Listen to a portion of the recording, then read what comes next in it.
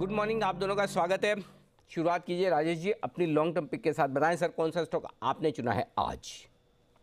Good morning Anil ji. Anil ji, long term pick में आज जो स्टॉक चुना है वो साइंट लिमिटेड।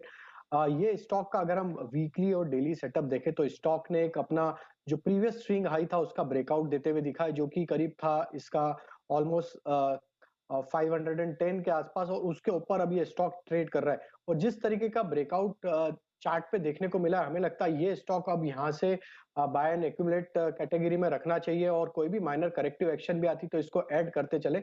515-16 के आसपास अभी ट्रेड कर रहा है, तो हम एडवाइस करेंगे 515 से 504 की रेंज में इसको बाय एंड एक्यूमुलेट करें, 490 का स्टॉप लॉस रखें।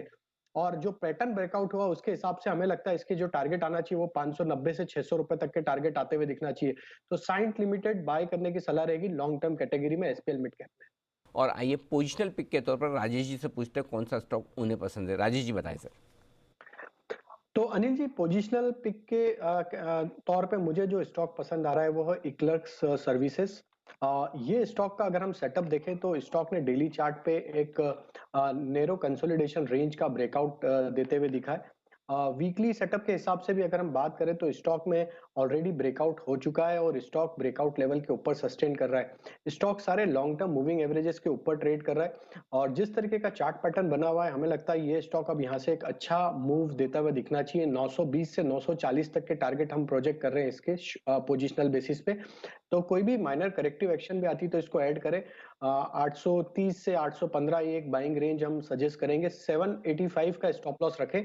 920 से 940 तक के टारगेट ई क्लर्क सर्विसेज में देखने को मिलना चाहिए। तो ये स्टॉक पोजिशनल कैटेगरी में हम यहाँ पे बाय करने की सलाह देंगे। बिल्कुल, ई क्लर्क सर्विसेज नजर रखिए। आज तो स्टॉक खबरों के दम पर भी एक्शन में है। यूएस की इनकी एक सब्सिडरी ने एक एक्विजिशन करा है, तो वहां से भी एक्शन आ रहा है। और पालवे साहब को भी पसंद है। मिड टर्म 920 940 के टारगेट्स के लिए यहां पर आप खरीदारी कर सकते हैं। Short term pics Rajesh ji बताएं सर।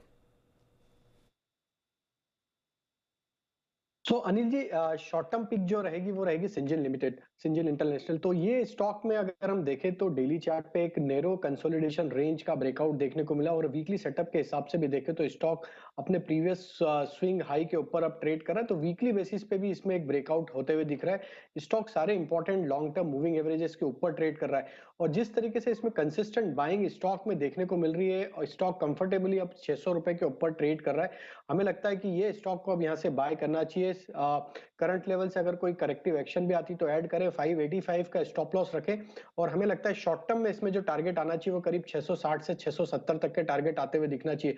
तो सिंजिन इंटरनेशनल बाय करने की सलाह रहेगी शॉर्ट टर्म कैटेगरी में।